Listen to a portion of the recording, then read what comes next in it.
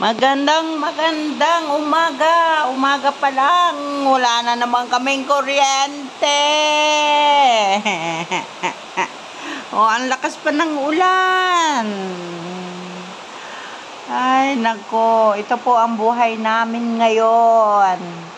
Lagi-lagi na lang po kaming walang kuryente. Siyempre, pag walang kuryente, wala ring wifi. Nakakaboring po ang maghapon. Ayan, napakadilim. Ayan. Umaga pa lang. Ayan po, mga kalingap. Magandang umaga. Maulang umaga po sa ating lahat. Ayan. Ang lakas ng ulan. Oh, ayan. Paano na ba ang buhay? Maraming dapat gawin. Pero muulan na naman. Ayan, shout out sa lahat. Magandang umaga po, Kuya Bal Santos Matubang, Ate Edna Vlog, kay Kalinga Prab, sa lahat po ng ating mga kasama, mga ambassador, deputy scouters, Kalinga partners, viewers, not else. Thank you din po sa mga fleegers. Ayan, ito po ang panahon ngayon dito sa Lopez, Quezon. Umaga pa lang, wala na kuryente, at malakas pa ang ulan. At malakas din ang kulog. Ito po. Ayan. Paano ba tayo niyan kikilos? Umuulan. Sa loob naman, sobrang dilim. Ito po ang loob ng landing pad pag wala pong kuryente. Sobra po ang kadiliman dito. Ayan. So, eto. Hindi natin alam kung anong oras na naman magkakaroon ng kuryente. Ayan. Ito po, kaya sa gabi, ganun din, pawala-wala.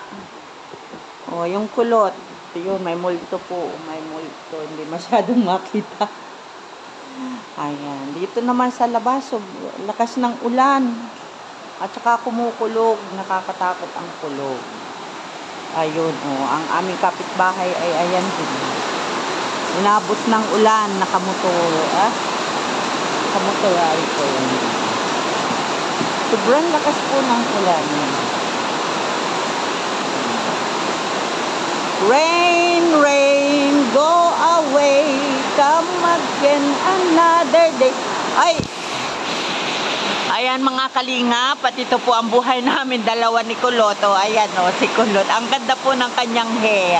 O, ayan At ngayon nga po, siya po ay buti hindi inabot ng malakas na ulan. Siya ay galing sa school. Kumustahin natin. Ano bang ginawa ninyo sa school ngayong araw? Nagsulat po. Nagsulat? Marunong ka na sumulat? Opo. Ayan. Kanina ba, naando ka sa school, nawalan rin na kayo ng kuryente doon? Opo. Ayun, pareho dito. Kaya, ito po, pag talaga walang kuryente, nakakainip. Ayan ganda babae ng kulit na yan. Umayos kan tayo dyan po doon. Ay, mag-shoutout ka naman dyan sa ating mga kalingap po. Sino ang iyong gustong shoutout? Shoutout po kay Kuya Bal. Kay Ate Edna Vlog, kay Kalinga Prab. Pwede bang tawagin mong Papa Bal?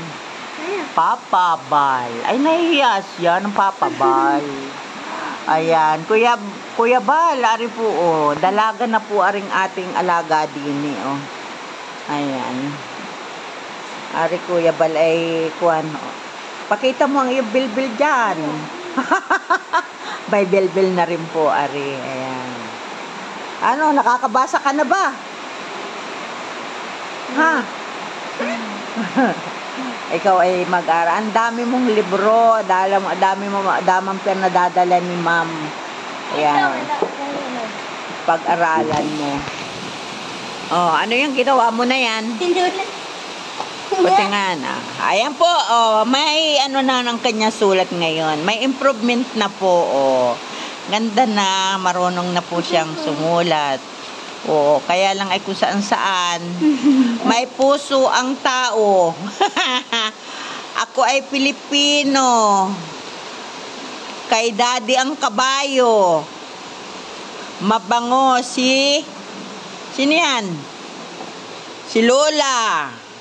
Aba, maalam nang gumawa ng ano. Oh, ayan. Oh, mayroon pa. Aba. Ayan po ang ating kinder. Magaling ng sumulat. Ayan. Wala pa, hindi ko po natatapos. Oh, hindi pa raw tapos yun. Oh, ayan. Ay, di ba may dala nga kang mga libro, ay basahin niyaan.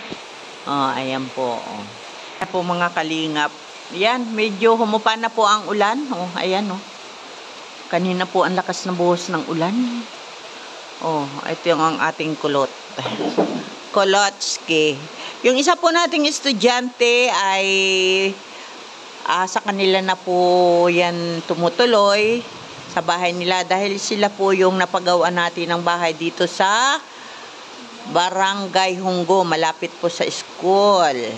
Kaya po siya po ay doon na nakatira sa kanilang bahay. Pumupunta lang po siya dito paminsan-minsan. Ayan. At salamat po dahil po sa ating sponsor, kay Sis Irene DB at kay Sir Paul. Napagawan po sila ng bahay diyan sa Hunggo. Hindi na po siya umaakit ng bundok para lang pumasok. Ayan. Kaya salamat po ng marami at isang pamilya na naman ang nabigyan ng pagkakataon para po sila ay makapamuhay dito sa malapit sa school. At yung iba pong mga kapatid, yung mga bunsong kapatid po ni Rhea May ay nag-aaral na rin po dyan sa Hunggo. Isang kinder at saka isang grade 2. Ayan, ka-eskwela po ni Lira yung kinder. Anong pangalan nun? Janray. Si Janray. Pumasok kanina? Opo. Aba, nakita mo si Lira? Ay, si Rhea. Yan. Pasok po. Ano po sila, hindi na kailangang mamasahi. Malapit na po ang bahay nila sa school.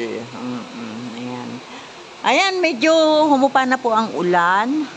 Oo, ayan. Pero still walang kuryente pa rin po. At siyempre pag walang kuryente, walang wifi. Ayan.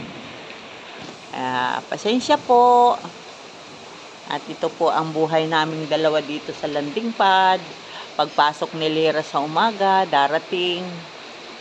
Tapos, ayan. Hindi na po siya makagala. Namimiss mo na yung iyong tropa. Harap ka dito. Oh, dali harap ka dito. Namimiss mo na yung iyong mga kaibigan sa Kalawag. Ha? Hindi nga. Oy, namimiss mo na yun. Ano? Ayan. O, i-shoutout mo sila doon sa Kalawag. Dali na. Diyan po sa taga Kalawag, ingat po tayo dyan. May bagyo po. May bagyo. Ayan. Ingat daw po ang mga taga Kalawag. Lalong-lalo na alin? Yung iyong mga? Kaibigan. Mga kaibigan. Oo. At lagi din po niya naalaala ang kanyang mga kaibigan. Siyempre, hindi naman natin basta-basta mayaalis sa kanya yung kanyang mga nakasama ng mahabang panahon dyan sa Kalawag, sa kanilang istambayan. Siyempre, hindi niya basta-basta yun makakalimutan. Ayan. Shoutout sa inyo lahat. At huwag kayong mag-alala kay Lira. Okay lang si Lira. Ayan. Mga isang araw, bibisita rin kami dyan sa inyo. Ayan. Maraming salamat. Ayan. Si Lira, napaikwad. At mabibisita daw kami minsan. Mga minsan, pupunta po kami ng Kalawag. Ito si Lira. Ayan. Maraming salamat po mga kalingap. At kami po ay kakain na at wala nang ulan. Siguro dito na lang kami kakain sa labas. At napakadilim po sa loob. Ayan. Salamat po ng marami. Bye-bye at happy lunch to everyone. Bye-bye. Bye-bye. Bye. Tayong dalawa ay ano. Ayan, at tayo po ay tinatalian ni Lira ang buhok. Meron po tayong beautician. Ayan. At ang lola po ay ano. Hi. Hello, magandang tanghalian sa lahat. Kami po ay dito kakain sa labas. Ang dilim po doon sa loob. Yan. Ayan yung tali ko baga. Ayan. May rin yung may kasama o may tagatali ng buhok. Ayan. Pero yung buhok niya hindi matalian. Ayan, salamat po ng marami. Bye-bye.